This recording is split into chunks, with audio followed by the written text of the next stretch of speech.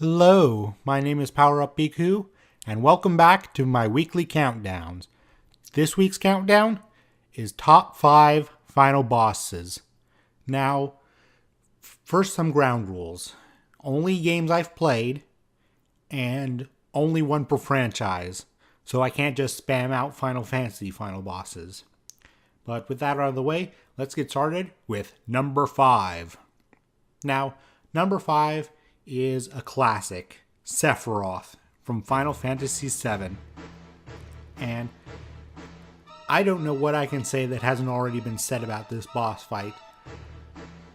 The music is One Winged Angel, astonishingly great. The boss fight itself is challenging, multiple forms that are all very symbolic, and Sephiroth himself is just, besides being a complete mama's boy, is otherwise, I think, an interesting character. But now let's move on to number 4, the Shadow Queen from Paper Mario and the Thousand Year Door. Now, young me, when I first played Paper Mario and the Thousand Year Door, I was blown away by the Shadow Queen, because there she was in the room. We had just found out that the Thousand Year Treasure was not in fact a treasure, but an ancient demoness, and she just wiped out the guy that I thought was going to be the final boss of the game. And then you wail at her for a bit, and then she eats the audience, which is something that, if memory serves, hadn't happened except once before in the Hooktail fight. And it was just stunning, especially the part where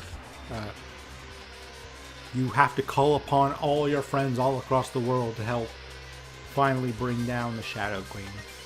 But yeah, definitely a memorable boss fight, and that gets a lot of points, even if the music score isn't as fantastic as some of the other entries on this list. Now, we move on to number 3, Lucia from Kingdom Hearts Re-Chain of Memories. Now, there are a lot of great boss fights in Kingdom Hearts, but Lucia, well, I've always felt that his boss fight was just a little bit more personal. After all, he's the one who organized the whole mess in Castle Oblivion. He's the one who held Naminé hostage, forced her to wipe Sora's memories, and was basically all around a bad dude. And this might just be me, but his first form makes me think of a Digimon for some reason. And of course, Lucia wields a scythe, which is quite possibly my favorite weapon.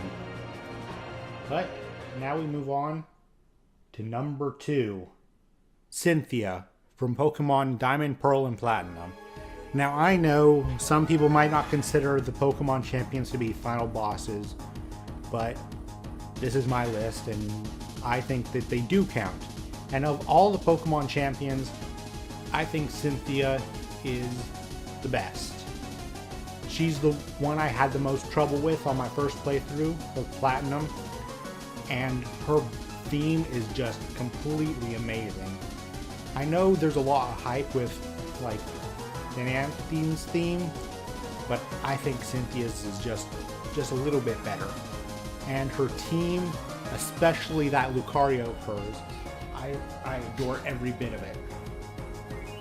But for now, we come to the number 1, Hades from Kid Icarus Uprising. What's there to say about Hades? What isn't there to be said about Hades? He's funny, he's charismatic, and he's a grade A jerk. He eats souls, for crying out loud.